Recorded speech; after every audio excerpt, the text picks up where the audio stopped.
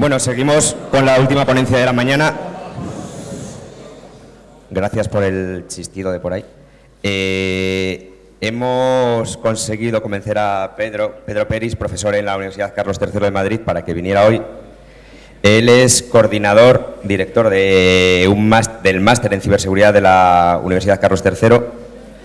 Hemos intentado traer algún director de máster de ciberseguridad en Uniobi, pero como sabéis, se nos complicaría un poco la cosa. Va a dar una charla, bueno, tenéis ahí el título: Tu corazón no para de latir, tu cerebro genera impulsos eléctricos de forma continua. ¿Podemos usar nuestro cuerpo para el diseño de soluciones de ciberseguridad? Sin más, os dejo con él. Aquí sí que no podría leer el currículum, ¿vale? Espero que entendamos algo. Gracias. Vale.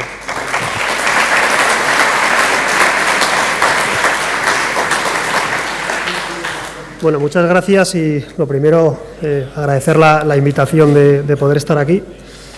Simplemente, bueno, lo que voy a tratar de contaros en la charla, pues es un poco lo que estamos haciendo en los últimos años, parte de mi grupo de investigación, ¿vale? No somos todos los que nos dedicamos a este área, pero sí somos un grupo pequeño que nos hemos centrado en pues un poco en las bioseñales y en los dispositivos médicos, ¿vale? ¿Por qué, digamos, nos dedicamos a esto? Pues bueno, tiene una explicación. En mi caso particular, yo vengo del mundo de la radiofrecuencia, me he dedicado durante muchos años a la ciberseguridad en los dispositivos de radiofrecuencia y bueno, aunque parezca que hay mucho salto entre una cosa y la otra, no lo hay, digamos, tiene una continuidad. De hecho, hay otros investigadores que han hecho un poco el mismo salto, ¿vale? Entonces, en la charla, digamos que la he dividido en dos partes. Una parte os voy a hablar de dispositivos, que creo que está bien que empiece a conocerse y que sea cada vez más público o notorio el problema de ciberseguridad que hay en los dispositivos médicos implantables.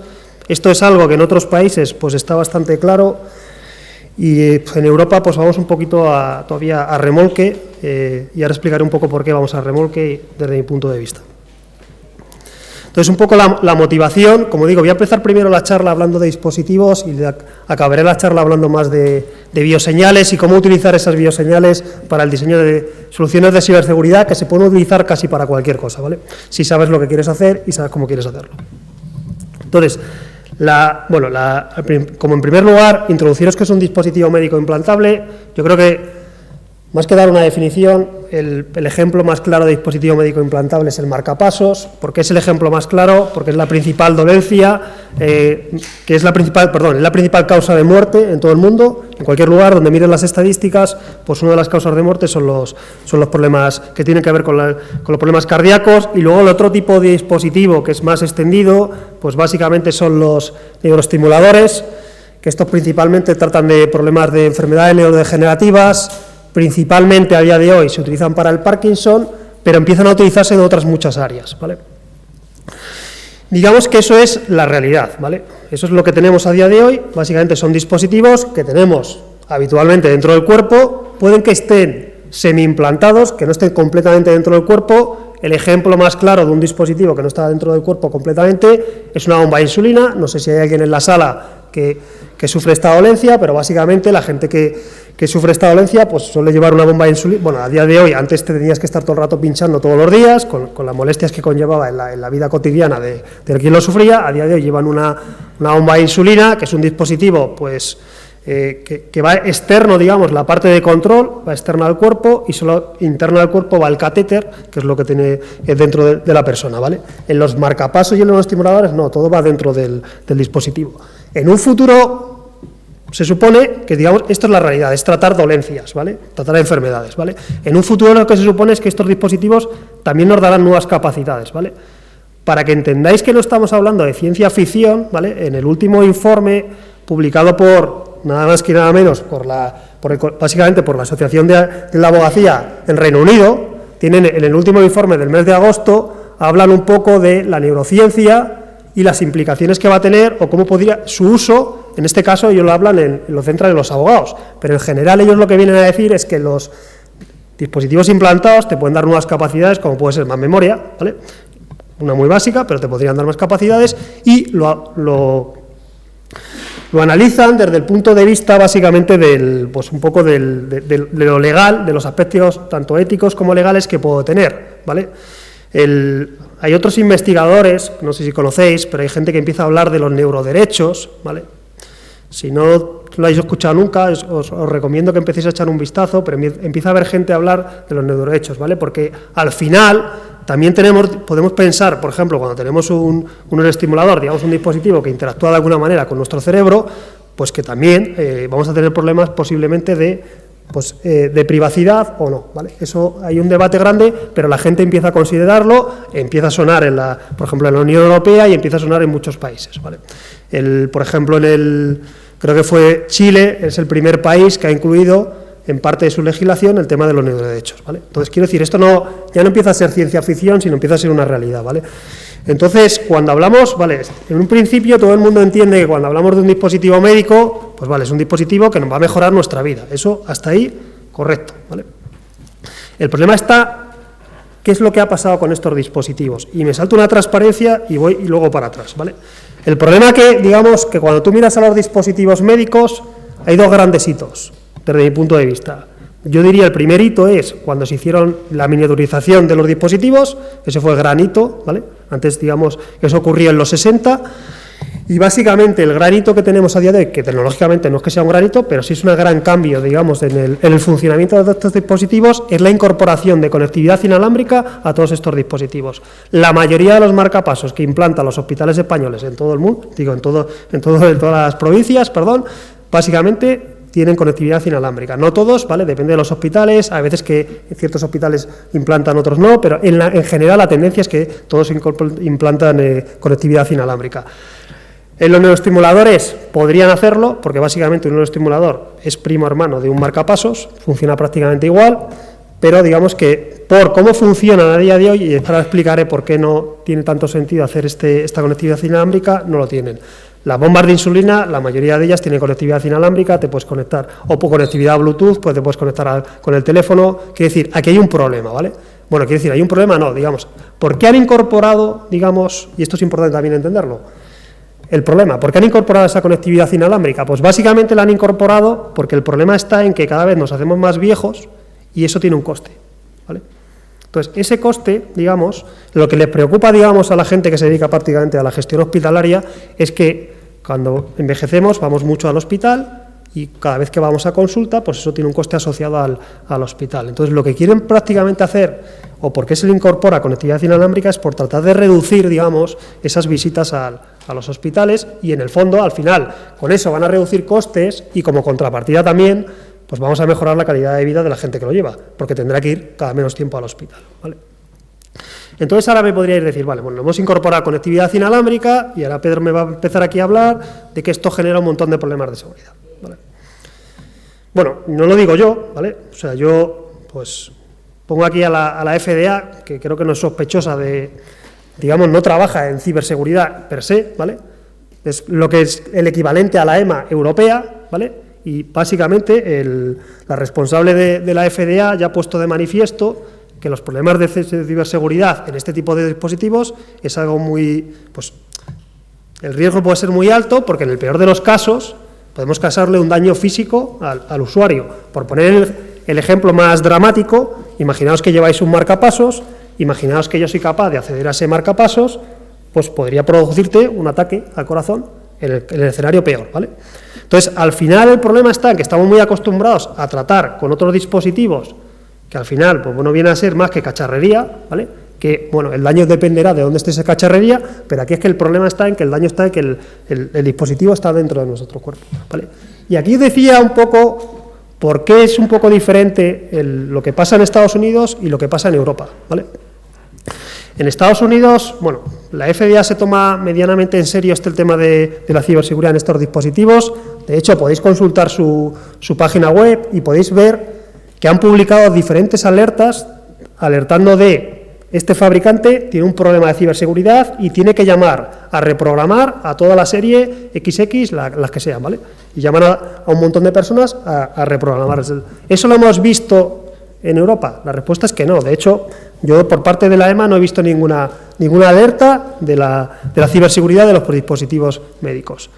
Tenemos una ventaja aquí, o una desventaja, es que la mayoría de los dispositivos que usamos en Europa en realidad no son europeos, son americanos, la inmensa mayoría, ¿vale? Tienen su delegación europea, pero al final usamos los mismos dispositivos que se utilizan en América. Luego también, aquí hay otra particularidad de este sector, y es que este sector está gobernado por muy pocos actores, ¿vale? Hay muy pocos fabricantes que se dediquen a fabricar este tipo de dispositivos. Eso hace que digamos que incluso desde el punto de vista nuestro es mucho peor, porque esta gente es lo más oscuro que te puedas imaginar, ¿vale? No, es muy difícil, digamos, que te den información y, bueno, pues al final lo que ha pasado siempre es que hay que hacer ingeniería inversa y tratar de averiguar cómo funciona el dispositivo y a partir de ahí ver si cumple con las medidas de seguridad o no, ¿vale? Bueno, entonces, como digo, estos son los tres grandes que tenemos, ¿vale? Como dispositivos, marcapasos, neuroestimuladores y la bomba de insulina. Solo por puntualizar, porque entendáis, para que no esté familiarizado con estos dispositivos, el marcapasos básicamente, bueno, hay dos cosas muy diferentes entre el corazón y el cerebro, es que el corazón sabemos cómo funciona y el cerebro no tenemos ni puñetera idea, ¿vale? Básicamente. Eso muy resumido como tenemos. Eso hace que el marcapasos sea un dispositivo algo más inteligente o que en realidad el funcionamiento de estos dispositivos es bastante sencillo, ¿vale? El corazón más o menos lo entendemos bastante bien, sabemos de tuberías y sabemos cómo funciona y sabemos cómo arreglar los problemas, ¿vale? Prácticamente lo que hace en el marcapasos sí estamos monitorizando y eso es lo que cambia en los neuroestimuladores. En los neuroestimuladores, como no sabemos cómo funciona el cerebro, lo que hacemos es que estamos estimulando todo el rato, ¿vale? Si, por ejemplo, sufres Parkinson, pues la única dificultad, bueno, la dificultad que tiene mucha, ¿vale? De hecho, la operación para un neuroestimulador en Parkinson, pues son a lo mejor 7-8 horas en el quirófano, semiconsciente, porque lo que tienen que averiguar es cuál es la zona del cerebro que hay que estimular para que pares de tener Parkinson, ¿vale? Pero a partir de ahí, una vez que han averiguado la zona, el cacharro funciona de forma constante, ¿vale? En el neuroestimulador podríamos tener conectividad inalámbrica y de hecho todos los fabricantes de marcapasos son los mismos que de neuroestimuladores. El dispositivo es muy similar, el dispositivo se aloja en el mismo sitio, aquí debajo de la clavícula, porque tenemos la anatomía es así de graciosa y aquí tenemos un hueco y se puede alojar sin problemas y luego la diferencia es para dónde va el cable, ¿vale? O para arriba o para abajo, o sea, esa es la diferencia. Y la bomba de insulina no, la bomba de insulina, bueno, ahí es un modelo antiguo, pero básicamente la bomba de insulina, como veis, tenemos ese dispositivo que es externo y lo único que es interno es el catéter que va dentro del cuerpo, ¿vale? Entonces, dicho esto, pues lo que se ha planteado la gente, vale, bueno, la mayoría, si tú te lees básicamente la hoja de especificación de la mayoría de los fabricantes, pues todos te dicen que son seguros, pero sin mucha más explicación, ¿vale? Y bueno, y si preguntas, pues en general tampoco vas a tener gran contestación y es muy difícil. Es un sector, mi experiencia me dice, no, yo he lidiado con esto, he tratado de aproximarme a varios fabricantes y tratar de obtener información, de alguna manera, digamos, no haciendo ingeniería inversa y nunca te proporcionan nada, ni los accesos a los dispositivos, que es otra por la que se están librando de un montón de ataques, ya ahora explicaré por qué. Entonces, bueno, como digo, no me voy a meter mucho, pero básicamente lo que han dicho es, bueno, vamos a meterles conectividad inalámbrica a estos dispositivos y esto básicamente me va a permitir pues, monitorizar al paciente de forma constante, pues básicamente que si hay algún problema incluso pueda reprogramar el dispositivo desde la distancia. Digamos que el escenario, conceptualmente, para el paciente y desde el punto de vista de la salud, muy beneficioso, ¿vale? Ahora el problema está en que si esto realmente va a generar problemas o no, ¿vale? Entonces, la respuesta es que sí, y ahora os explico un poco dónde estamos, ¿vale? El primer artículo que empezó a estudiar esto data de más o menos del 2010. A lo mejor, digo, el primer artículo que estudió de forma más rigurosa y donde analizaron un montón de dispositivos y donde vieron qué se podía hacer y qué no se podía hacer. El problema está, no que en el 2010 ya apuntáramos y dijéramos, oye, tenéis un montón de problemas que son clásicos, ¿por qué no los resolvéis? El problema es que pues, los análisis posteriores que se han hecho, por ejemplo, 10 años más tarde, en el 2020, viene a decir que estamos prácticamente igual, ¿vale? Que no ha habido grandes cambios, ¿vale? Y eso es preocupante, ¿vale? ¿Y por qué se salva, digamos, o por qué, digamos, no hay tanta gente que haga investigación en este contexto? Porque, por ejemplo, ahora dices, bueno, el problema lo primero es, quiero ver la seguridad de un marcapasos. Lo primero que te tienes que armar, o sea, lo que tienes que hacer es con un marcapasos. Bueno, pues esto no se va uno a Amazon y compra uno, no funciona tan bien, ¿vale? Entonces, el problema es que típicamente pues tienes que tratar de conseguirlos a través de un hospital, liar un cardiólogo, en fin.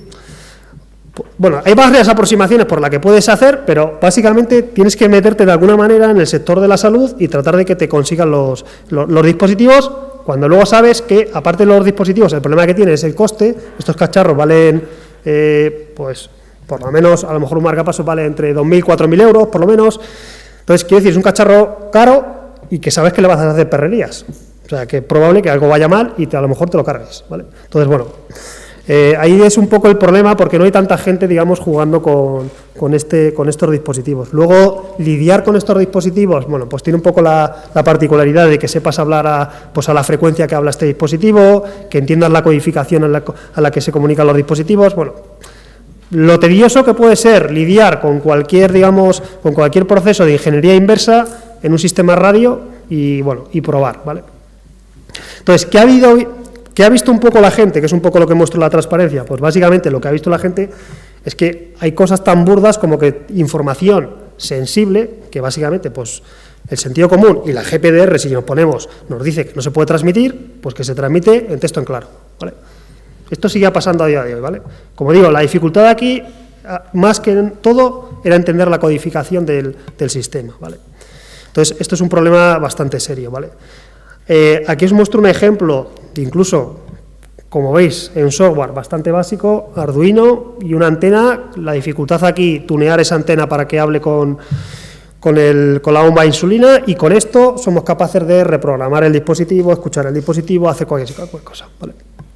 Bueno, pues eso te dice que no estamos demasiado bien. En concreto, esta investigación, por ejemplo, lo publicó un usuario de una bomba de insulina, pues que era un ingeniero que tenía ciertos conocimientos y, bueno, pues se dedicó a cacharrear con su bomba de insulina, y al final lo que conseguía, pues podía darse dosis extra y básicamente tenía el control absoluto del dispositivo, ¿vale?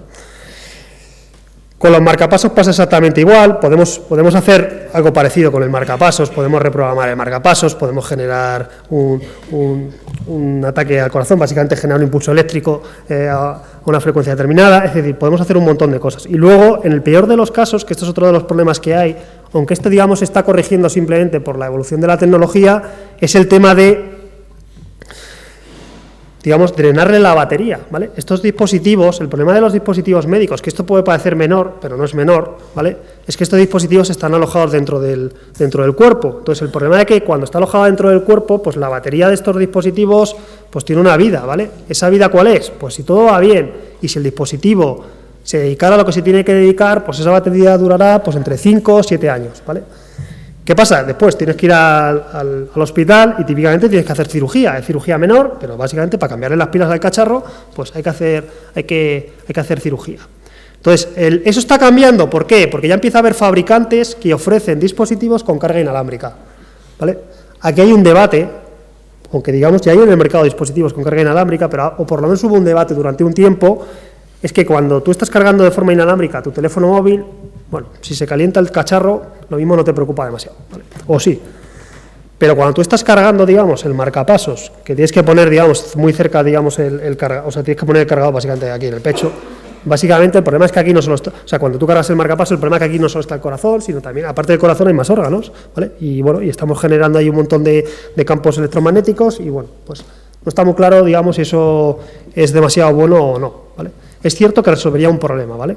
Y el problema de drenar la batería no es del todo sencillo cómo resolverlo, ¿vale? Incluso, ahora me diríais, vale, tengo un dispositivo y le dotáis del mecanismo de seguridad el que queráis, ¿vale? Lo diseñáis bien y dotáis de un mecanismo de seguridad.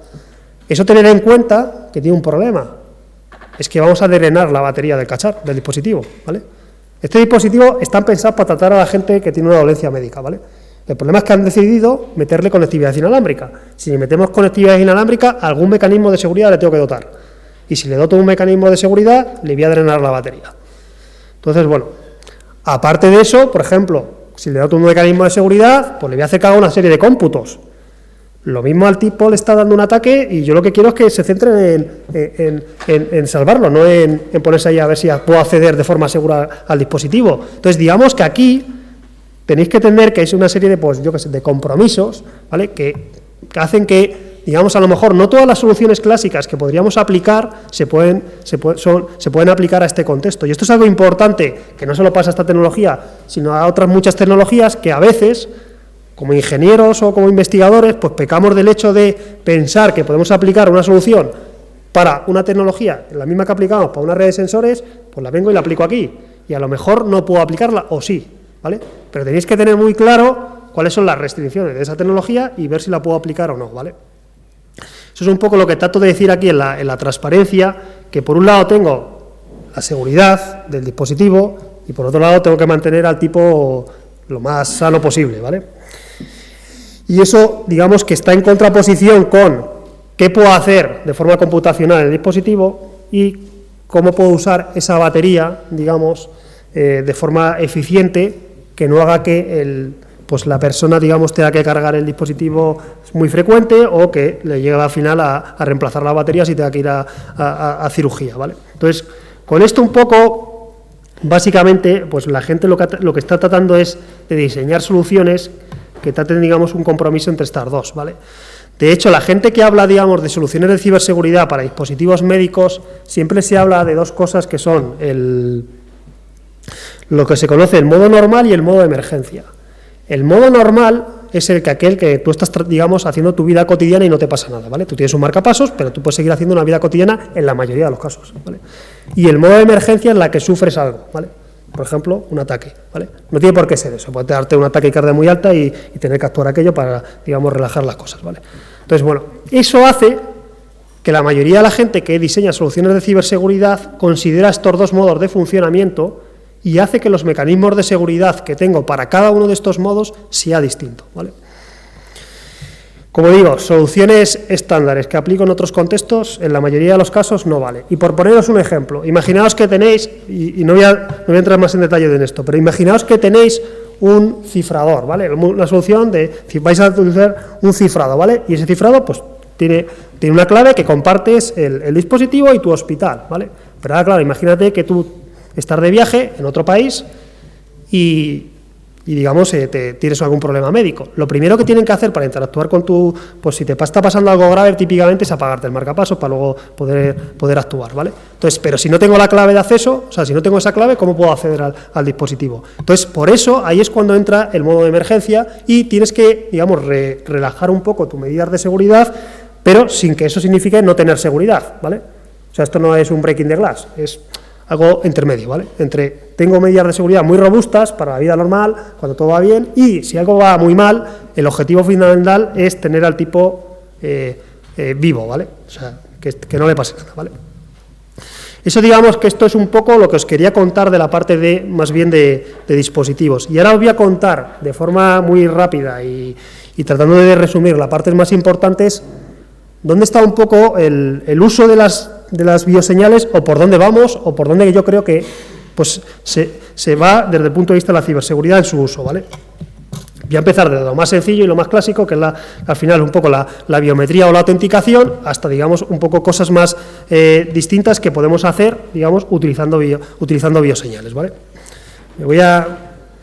Entonces, lo primero que puedo hacer, básicamente, como digo, es desarrollar un sistema biométrico a través de pues una señal, por ejemplo, de una señal del electrocardiograma, ¿vale? Me voy a centrar en el electrocardiograma, pero podría contar la charla hablando de otras señales, ¿vale? ¿Por qué me centro en el electrocardiograma? Bueno, ¿y por qué mucha gente trabaja con el electrocardiograma? Porque es una señal fácil de adquirir, relativamente sencilla de adquirir, ¿vale? Es muy fácil incluso con sensores de muy bajo coste, muy malos, somos capaces de adquirir señal bastante razonable, y luego porque el procesado de este tipo de señales pues es muy sencilla, ¿vale? No tiene nada que ver si estás procesando, por ejemplo, señal cerebral, que bueno, tienes que saber un poquito más de procesado de señal, pero nada más, ¿vale? Entonces, básicamente, como digo, una de las cosas que os puede preocupar o os podíais plantear es, vale, si utilizo la señal del corazón, ¿vale? Yo tengo que cumplir todas esas propiedades que son las clásicas que tiene que cumplir cualquier sistema biométrico, ¿vale? Pero una de las que, por ejemplo, que sea universal, que sea fácil de adquirir, que el sistema sea aceptable, que no sea no invasivo, pero una de las que, digamos, duda la mayor gente, o la gente no tiene muy claro, es si el sistema, digamos, es invariante con el tiempo, o, digamos, si dicho de otro modo, si tu señal va a envejecer o no, ¿vale? Si tu señal cardíaca cambia con el tiempo, ¿vale? No sé si lo habéis preguntado alguna vez, pero la respuesta es que sí, sí cambia, claro, igual que envejecemos.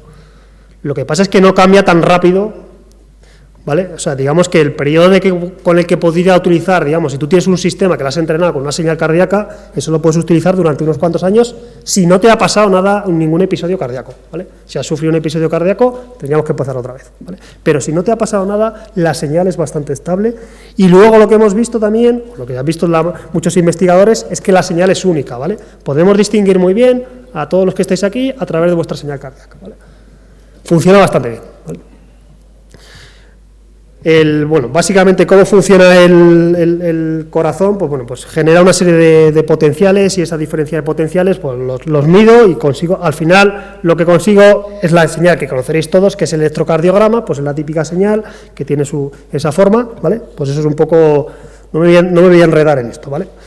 Pero digamos que al final tengo una señal, bueno, pues que tiene una serie de puntos característicos, que son la onda P, el episodio QRS, la onda T, la onda U, bueno, pues una serie de puntos característicos, ¿vale? Y a partir de esos puntos característicos, o a partir de ahí, digamos, puedo hacer que la señal de cada uno de vosotros sea diferente, o puedo saber características que son diferentes, intrínsecas a cada uno de nosotros, ¿vale? Esto, como digo, se ha estudiado un montón de tiempo, y aquí cuando estudias, digamos, sistemas biométricos, aquí digamos que pues tenemos dos aproximaciones, ¿vale? Una aproximación, trabajar en el dominio temporal, esto la mayoría de la gente, los que vengan del mundo de procesado de señal, pues lo entenderán bien, básicamente es la señal tal cual como la vemos, ¿vale? Con un montón de puntos característicos, ¿vale? Yo puedo sacar ahí un montón de puntos característicos a través de amplitudes, distancia entre picos, en fin, puedo sacar un montón de cosas, ¿vale? Formación de ángulos entre dos picos, puedo sacar un montón de cosas, ¿vale? Esto, digamos, el problema que tiene esto, y funciona bastante bien, tú puedes hacer un sistema biométrico basado en esto, ¿vale? El problema que tiene esto es que es muy costoso computacional, ¿vale? Entonces, ¿qué hace la mayoría de la gente? ¿O por dónde va la tendencia de la mayoría de la gente? Bueno, pues irse a un mundo transformado. ¿Por qué no ir a un mundo transformado? Porque básicamente, bueno, pues dentro del mundo transformado entiendo que la mayoría de gente os sonará por la transformada de Fourier o no. Y bueno, y en este caso, pues aquí por ejemplo os muestro la transformada de Hadamard. ¿Por qué? Bueno, pues que en el mundo transformado no todas las transformadas son lo mismo, iguales computacionalmente, ¿vale? Entonces, bueno, esta en concreto, la transformada de Hadamard es muy sencilla computacionalmente y además tiene una ventaja que es que te comprime la señal. Básicamente, cuando tú calculas, por ejemplo, en este caso, la transformada de esos básicamente de 3 latidos, pues básicamente los coeficientes más bajos o las bajas frecuencias son las que te determinan toda la información. Lo que se muestra en el cuadro rojo básicamente tiene toda la información de toda la onda que está arriba, ¿vale? Entonces, con todo esto, pues podemos hacer básicamente un esquema clásico de biométrico, ¿vale? No voy a entrar en detalles en cómo hacer esto, pero básicamente, por un lado tengo los sensores, eso me da los datos, tengo que tener la parte del preprocesado, y digo una cosa, hay un montón de gente que coge señal y la procesa a lo loco, ¿vale? A lo loco quiere decir sin saber muy bien lo que hace. Es verdad que la señal, la electrocardiográfica, la ECG, es muy sencilla de procesar, pero hay que tener un poco de cuidado con lo que hacemos, ¿vale? O entender lo que estás haciendo, ¿vale? Y la parte del preprocesado es muy importante. Como digo, en el ECG no es tan crítico, pero si te vas, por ejemplo, a señales cerebrales, pues empieza a ser más crítico, ¿vale? Entonces, hay que saber lo que haces y, básicamente, pues tiene que saber pues, por ejemplo, definir un filtro y hacerlo bien para que, digamos, filtre la señal. Luego viene la parte de cómo extraigo la información de esa señal, porque lo gracioso de esto es que yo te estoy dando una señal, bueno, tú me la limpias, ya te la doy, y ahora tienes que sacar la información. Como digo, ahí teníamos dos aproximaciones, dominio temporal o dominio de la frecuencia. Hay un montón de soluciones, tanto en el temporal como en la frecuencia, ¿vale? No hay soluciones únicas, aquí os estoy mostrando una, pero no quiero decir que esta sea la solución mejor, simplemente es una que funciona, ¿vale? Pero hay un montón de soluciones, ¿vale? Después de todo eso, pues básicamente le tienes que meter algo de inteligencia al sistema, ¿vale? Aquí yo le llamo de forma genérica el clasificador, pero me vale, digamos, cualquier sistema pues, basado en inteligencia artificial, me va a dar aquí, me va a funcionar bastante bien, ¿vale? Aquí igual, tienes que medir tus fuerzas, depende de dónde lo vayas a usar, podrás utilizar unas aproximaciones o otras, ¿vale? Ahora todo el mundo está con el Deep Learning, pero el Deep Learning está muy bien si lo puedes utilizar por recursos, lo mismo no te lo puedes permitir. Y lo mismo, incluso con aproximaciones mucho más sencillas, consigues resultados que son muy válidos para tu sistema, ¿vale? Digamos que esto es lo clásico, ¿vale? La biometría entiendo que más o menos a todos, o sea, ¿qué es lo que, por dónde, digamos, van los tiros más, digamos, desde mi punto de vista a día de hoy? Básicamente en la biometría lo que hago es, o en los sistemas de autenticación clásicos, lo que hago es verificar la identidad de un sujeto en un momento dado, ¿vale? Por dónde van, digamos, los sistemas más modernos o por dónde deberían ir desde mi punto de vista es básicamente verificar la identidad de ese sujeto, no en un momento, sino de forma constante. En teoría, y de forma infinita en cada intervalo de tiempo. Esto al final voy a hacer un muestreo, entonces no va a ser intervalos regulares y va a depender de tu sistema cada cuánto tiempo puedes hacer ese muestreo de la señal, ¿vale? Básicamente, pues esto es lo mismo que como si yo estoy chequeando, por ejemplo, que estoy presente del ordenador todo el rato, pues es lo mismo, pero en realidad, en vez de chequear simplemente mi presencia, pues estoy chequeando que mi señal cardíaca es la que dice ser y que soy Pedro, que está todo el rato delante de aquí, ¿vale? O que no me he ido, ¿vale? Eso es un poco lo que hacen los sistemas. Y aquí la única particularidad de este tipo de sistemas, cuando tú haces un sistema de autenticación continua, aquí os he dicho, aquí me vale un clasificador, me vale casi cualquier cosa de los algoritmos de Machine Learning, por ejemplo, que muchos de vosotros conoceréis, ¿vale? En el caso de los sistemas de autenticación continua, digamos que me tengo que ir a un paradigma distinto, que es lo que se llama el data stream mining, ¿vale? Y la diferencia principal es, en los sistemas de biometría, básicamente yo asumo que tengo un conjunto de datos, que puede ser muy grande, pero es estático ese conjunto de datos, ¿vale? Y luego el usuario en algún momento dado me va a dar un nuevo dato y yo voy a chequear si ese dato pertenece a una de las clases que yo tengo entrenada en mi sistema, ¿vale? Aquí la diferencia es que, en principio, todos los sujetos te están dando un flujo continuo, y ese flujo, en principio, es infinito, quiere decir, yo voy a chequear al individuo de forma constante. ¿Esto qué hace?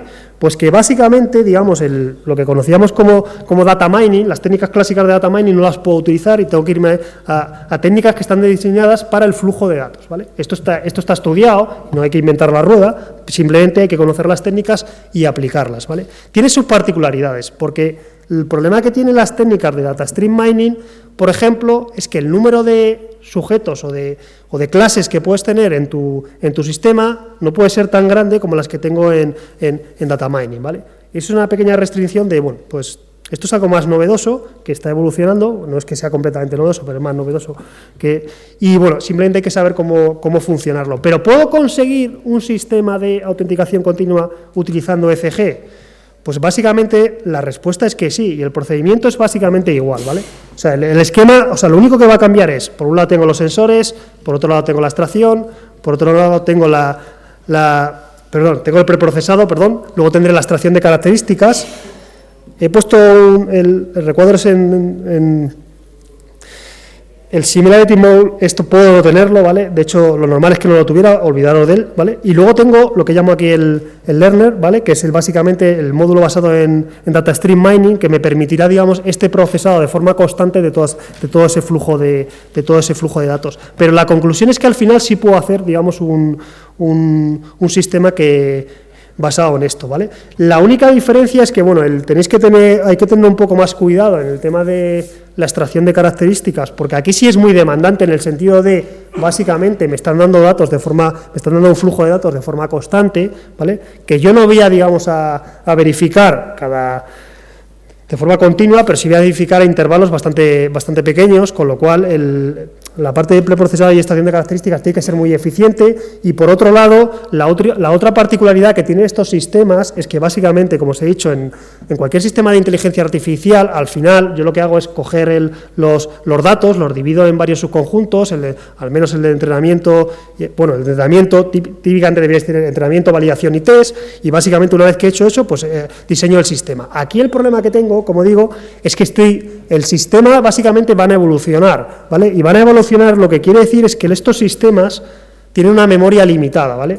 Pueden hacer, en el caso más extremo, es que básicamente yo veo una instancia y la olvido completamente, y en realidad, en la mayoría de los casos, me hace falta, digamos, tener una ventana, una pequeña memoria, es decir, que recuerdo las últimas instancias que he visto tuyas, para, digamos, ser capaz de diseñar el sistema. Nosotros hicimos algunas pruebas de diseñando un sistema con memoria y sin memoria, y bueno, los datos sin memoria no son dramáticos, estamos en torno al, bueno, un 78% de acierto, y si vamos a un sistema más con memoria ya subimos a un 95%. Bueno, es una mejora considerable, ¿vale?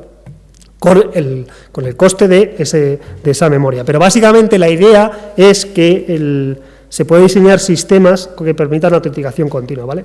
¿Estos sistemas son una realidad? Sí, por ejemplo, en el caso del electrocardiograma, que yo conozca, hay 2 fabricantes que venden pues una especie de pulsera que te permite, que te proporciona un servicio como os estoy comentando. Básicamente te está autenticando durante todo el día con todos tus servicios o con algunos de tus servicios a través de tu electrocardiograma, ¿vale? Entonces, esto es un poco una realidad, y hay una cosa también que hay que entender: el mundo de la biometría no es nada nuevo, y el mundo de la biometría pues viene de los años 80 por lo menos. ¿Y por qué, digamos, está en auge a día de hoy? Bueno, desde mi punto de vista, hay una cosa que ha cambiado mucho, es, digamos, quién está empujando al uso de la biometría, ¿vale?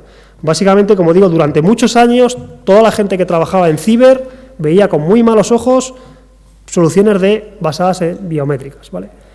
Lo que ha pasado a día de hoy, pues que ha cambiado, hay grandes actores, que entre ellos la banca y los fabricantes de dispositivos, pues que están empujando en el sentido de la utilización de la biometría. Entonces, eso ha hecho que, digamos, se utilice más a día de hoy que se utilizaba en el pasado, pero como digo, no es nada nuevo. Lo que sí es nuevo en el uso de la biometría, por ejemplo, en la biometría antes clásica, sí se basaba mucho en el reconocimiento facial, en el iris, en las huellas dactilares, en las venas, en ese tipo de cosas, y ahora se está empezando a utilizar mucho las bioseñales. ¿Por qué? Porque tenemos un montón de dispositivos que nos permiten esa adquisición de las bioseñales, ¿vale? Entonces, eso es lo que ha hecho que esté cambiando bastante el tema de por qué puedo usar estas señales o no, ¿vale?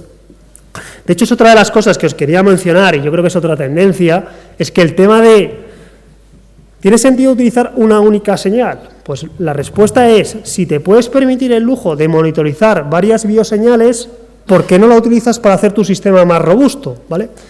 Aquí os muestro un ejemplo y voy a los resultados, ¿vale? Básicamente, aquí lo que hicimos es analizar cómo de bien funciona el electrocardiograma, el PPG, que básicamente, el PPG es básicamente el detectar los latidos del corazón. Básicamente lo que detectas es los cambios de color que se producen en la piel cuando te fluye la sangre, pues básicamente nuestra piel cambia de color, ¿vale? Entonces lo que haces es emitir una luz y con lo que ves el rebote de esa emisión de luz, pues eres capaz de detectar si hay pulso o no hay pulso, es decir, soy capaz de detectar cuando estás latiendo, ¿vale? Luego utilizamos el GSR, ¿vale? Que es la respuesta galvánica, que esto está muy utilizado, por ejemplo, se utilizaba, aunque no es del todo robusto, pero sí, por ejemplo, detecta cambios de cuando te sorprendes o cuando estás nervioso. En fin, aquí lo que vimos es básicamente, es cierto, si en estas tres señales que analizamos, pues la señal que aporta, digamos, más información al sistema, o la señal que, digamos, te permite tener un sistema más eficiente desde el punto de vista de la accuracy, de lo bien que funciona el sistema, y desde el punto de vista de los errores, de lo bajo que son, pues básicamente siempre está el eje, excepto uno de los ejemplos, siempre está el eje. Pero es verdad que las otras señales, básicamente, van a hacer que el sistema pues mejore ligeramente. La mejora es muy pequeña, y me vais a decir, entonces, ¿por qué, si esa mejora es muy pequeña, por qué tiene sentido, digamos, utilizar esa señal? Y tiene sentido básicamente por lo siguiente, porque básicamente, si tú estás utilizando diferentes señales, lo que sabemos también es que podemos atacar el sistema. Entonces, al final, si el sistema depende de varias señales, tú vas a conseguir que el sistema sea más robusto, porque tendrías que atacar las tres señales a la vez, y eso es más difícil, ¿vale? Entonces, bueno, yo creo que el utilizar varias señales es una tendencia. Esto es complicado, ¿vale? Bueno, en cualquier caso, las tres que muestro, tanto el EEG como el PPG y el GSR, están cogidas, ¿por qué? Pues de la misma manera, porque hay muchos sensores de bajo coste que te permiten monitorizar estas señales. Luego, otra de las limitaciones que hay a día de hoy, ¿vale?, con los sistemas de biometría, es que la mayoría de la gente que se dedica a estudio de biometría utiliza bases de datos para entrenar su sistema y coge bases de datos médicas, ¿vale? Esto es una limitación muy importante y que no mucha gente entiende, pero claro, tú cuando coges una base de datos médica, ¿cómo está registrada esa señal? Pues básicamente el tipo tumbado, ¿vale?, y quieto. ¿Ese es nuestro estado que hacemos en nuestra vida diaria? No. ¿Vale? Nosotros pasamos por distintas actividades a lo largo del día. Por eso aquí, por ejemplo, en este estudio, lo que hicimos es adquirir un dataset propio, lo cual es muy costoso, en tiempo básicamente y en recursos, en el que simulábamos distintas actividades, ¿vale? Entonces, cuanto más caracterices en cualquier sistema biométrico, ya me da igual que sea monomodal, multimodal, y que estés diseñando un sistema de autenticación clásico o un sistema de autenticación continua, cuanto más caracterices los escenarios, o sea, las señales, en los diferentes escenarios en los que puede estar el sujeto, ese sistema será más real o no, ¿vale? Básicamente, si tú diseñas un sistema que está el sujeto en reposo, ¿vale? Y ahora entras al sistema y te funciona muy bien, pues lo que te puede pasar es que un día llegues por ejemplo, a acceder al ordenador a través de tu señal electrocardiográfica y estés nervioso por lo que sea, pues has tenido una mala noticia o por lo que sea y que no funcione el sistema. También puedes utilizar eso como una contramedida para hacer cierto tipo de ataques, ¿vale? Siempre le puedes dar un poco la vuelta, ¿vale? Pero en principio deberías caracterizar bien el sistema y para ello necesitamos tener datos. El problema de los datos, como digo, no es nada trivial, porque el problema de adquirir datasets para biometría es que necesitas muchos sujetos. Lo de muchos sujetos, bueno, si engañas a la gente y le das algún incentivo, lo mismo consigues mucha gente. Pero ahora tienes que engañar a la gente para que esté mucho tiempo contigo, ¿vale? Los datasets más interesantes son los que tenemos los sujetos durante horas, ¿vale? Incluso más de un día. Y lo más interesante no es solo tener el sujeto durante horas, sino más de un día, sino tenerlo durante varias sesiones, ¿vale? Eso es muy costoso, ¿vale? Para que un dataset sea relevante, o debería ser relevante, pues estaríamos hablando que deberíamos tener como mínimo 100 sujetos, ¿vale? Con esos sujetos, 24 horas cada uno de los sujetos, a ser posible en diferentes actividades, a ser posible, como digo, en diferentes sesiones. Eso, en coste de recursos, es muy pesado y no hay muchos datasets. De hecho, públicos no hay ninguno, yo diría, que cumpla todos esos requisitos, ¿vale? ¿Por qué? Porque todos los que tenemos, al final, todo lo que nos dedicamos a esto, pues básicamente utilizamos datasets que vienen desde el mundo, que vienen de la medicina, ¿vale? Que hay públicos muchos que... Luego también otra cosa que hay que tener cuidado con los datasets es el tema de las patologías, ¿vale? Hay muchos datasets que sí, que son públicos, pero que tienen patologías. Si tengo patologías y todos los pacientes tienen patologías, o si solo un conjunto de los pacientes tienen patologías, a lo mejor tengo un bias en ese dataset y me permite, digamos, identificar mejor a unos sujetos que otros por la patología que tienen. Entonces, hay que tener cuidado con todo eso, ¿vale? Y digamos, tenerlo en cuenta a la hora de diseñar vuestro sistema, ¿vale? ¿Puedo hacer cosas más complejas que todo lo que os he contado? Si puedo hacer, por ejemplo, hay una cosa que está bastante de moda y de hecho quien hizo que los protocolos de la distancia, digamos, tuvieran relevancia, por ejemplo, en este caso fue entidades como Visa, que lo pusieron en auge porque los utilizan, ¿vale? Básicamente, una de las cosas que les preocupa a la gente que trabaja en dispositivos de radiofrecuencia, o por ejemplo, en este caso en particular que estoy contando, en el pago con las tarjetas, es que realmente el sujeto esté próximo al dispositivo, ¿vale? Porque si no puede haber un montón de tipos de ataque, lo que conoceréis todos con ataques de man in the middle, ¿vale? De hombre en medio. Básicamente, aquí este tipo de contexto lo suelen bautizar con otro tipo de nombres, con el ataque de mafia, con ataque terrorista, bueno, le ponen un montón de nombres que vienen a decir un poco lo mismo, pero al final de lo que se trata es de tener algún mecanismo de ciberseguridad que te permita verificar no solo que el tipo tiene las credenciales, sino que el tipo realmente está delante del dispositivo, ¿vale? Que está poniendo la tarjeta y que está ahí, ¿vale? ¿Puedo hacer eso con señales electrocardiográficas? La respuesta es que sí. Hay muy poca gente que ha propuesto esto, ¿vale? No es que seamos completamente novedosos, pero hay muy poca gente que ha tratado de proponer este tipo de cosas. Se puede hacer, no voy a entrar en los detalles, pero básicamente, ¿de dónde viene esto? Esto viene de, pues igual, aquí hubo dos investigadores que en los 90 propusieron este concepto de verificación de la distancia, pero cuando lo propusieron, pues nadie entendía cuál era el problema en sí, o sea, qué estaban resolviendo, ¿vale? Y eso se quedó ahí, como diríamos, en el cajón, ¿vale?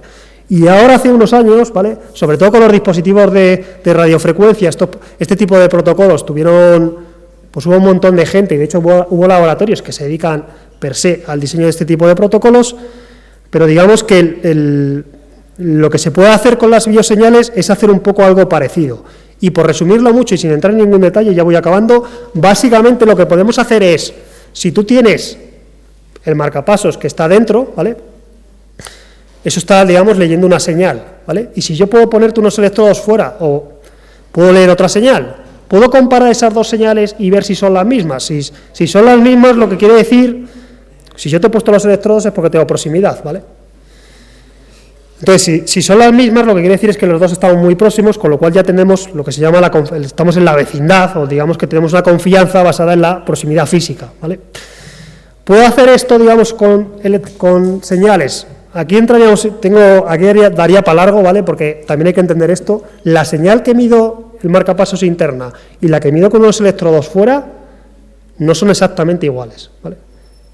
Son distintas. Para empezar, están desfasadas. Eso es fácil de entender porque digamos que donde estoy midiendo no es el mismo sitio, con lo cual la sangre va fluyendo, no estoy midiendo lo mismo. Están desfasadas. Pero aparte de eso, las señales, si tú las pones en fase, es decir, que vayan a la misma vez, los picos, básicamente esas señales no son iguales.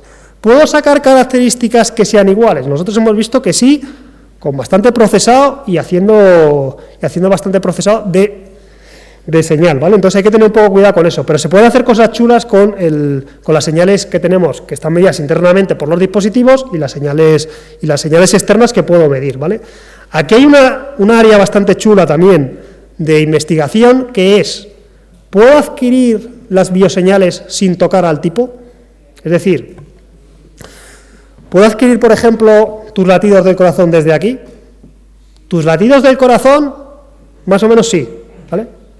Depende, si tienes pelo y lo llevas para adelante, o si me dejas enfocarte un rato, o sea, enfocarte aquí, por ejemplo, a la frente, soy capaz, ¿vale? Y de hecho en la sala sería capaz de más o menos medir a todos, ¿vale? Eso se puede hacer, ¿vale? Y está estudiado y funciona relativamente, ¿vale? Puedo tener un fallo, pero fallo en 1 o 2 latidos, no más o menos sea cuánto estás latiendo.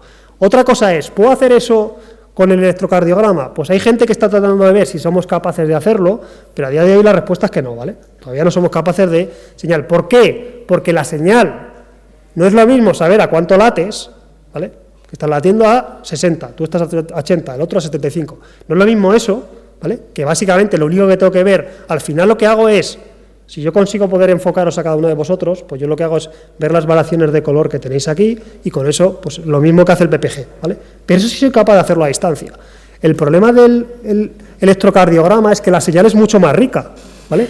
La señal varía con mucho más, digamos, tiene un montón de puntos característicos y, digamos, eso hace que sea más complicado, digamos, el estudio de este tipo de señales, ¿vale? Por concluir, sé que tengo un montón de transparencia, pero voy al grano, ¿vale? Desde el punto de vista de los dispositivos, mi mensaje clave es que debéis entender que hay dispositivos en el mercado que tenemos implantados, aquellos que sufran una patología, que tienen conectividad inalámbrica y que posiblemente, no todos, por no decir la mayoría, no cumple con los requisitos de seguridad que uno esperaría de un dispositivo con conectividad inalámbrica, ¿vale?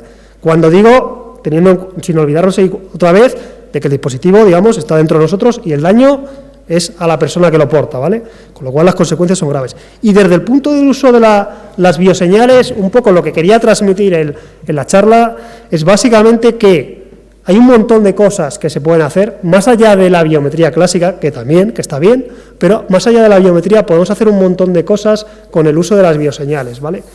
Es probable que, desde mi punto de vista, no vayan a ser, digamos, la única solución de ciberseguridad, por ejemplo, desde el punto de vista de la autenticación, pero yo creo que para muchos servicios pueden ser bastante útiles el uso de las bioseñales, probablemente en combinación con algún otro mecanismo de seguridad.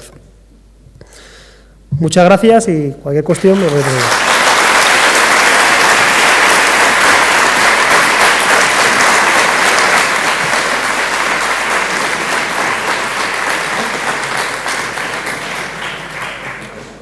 ¿Qué? No hay preguntas, ¿eh? Pues sí, mira. No tanto una pregunta, sino muchas gracias por la charla. Me ha parecido muy, muy interesante y que has puesto el foco en algo que quizás mucha gente no sabe, además aprovechando este pedazo de foro. Todos sabemos que para los medicamentos hay ciertos controles, se pasan muchos niveles, ¿no?, exhaustivos. Los dispositivos médicos no. Ni FDA ni... En principio, a ver, sí, la FDA tiene unos mecanismos, pero esos mecanismos son bastante, o sea, las especificaciones son bastante lasas. No, hasta que realmente no ha habido brechas de seguridad, no ha habido realmente, la FDA no se la ha empezado a tomar en serio. Pero es verdad que yo creo que la cosa está cambiando bastante en los últimos años porque ha habido ya bastante, si consultan la página de la FDA hay varias llamadas a reprogramar muchos dispositivos, como os he contado, que básicamente están poniendo en el foco, están diciendo, este fabricante, con nombre y apellidos, con estos dispositivos, es inseguro.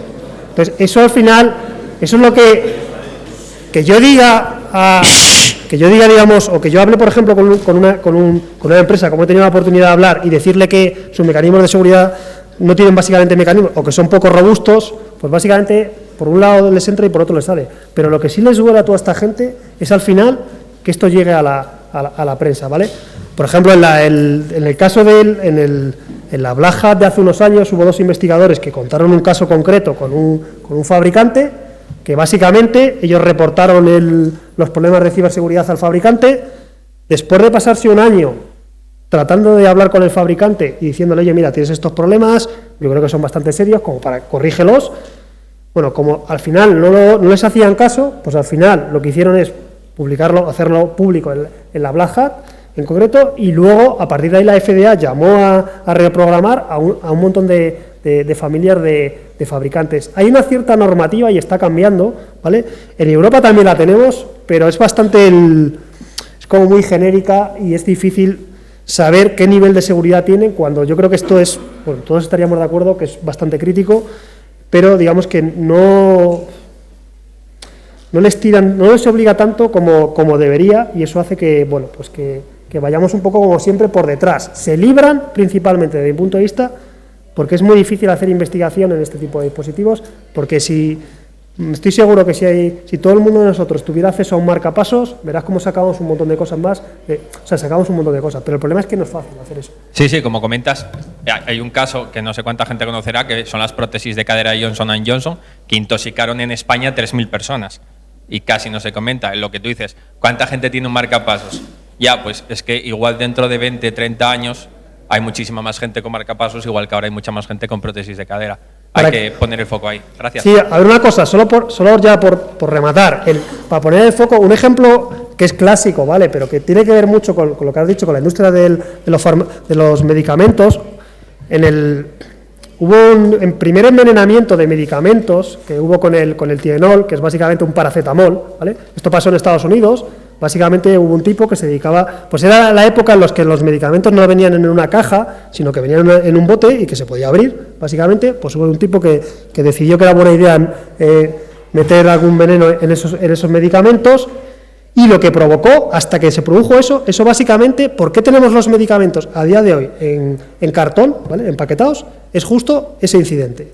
Y es que al final, pues seguimos, lo lamentable de todo es que seguimos haciendo los mismos errores que hemos cometido una y otra vez, hasta que no hay una amenaza seria, digamos que no se hace nada. Y luego, por parte, desde mi punto de vista, y esto no es una crítica, yo creo que la EMA hace mucho trabajo y lo hemos visto con la pandemia, pero desde el punto de vista de los dispositivos, pues yo no sé muy bien qué sucede, pero no hay cero, o sea, no hay nada.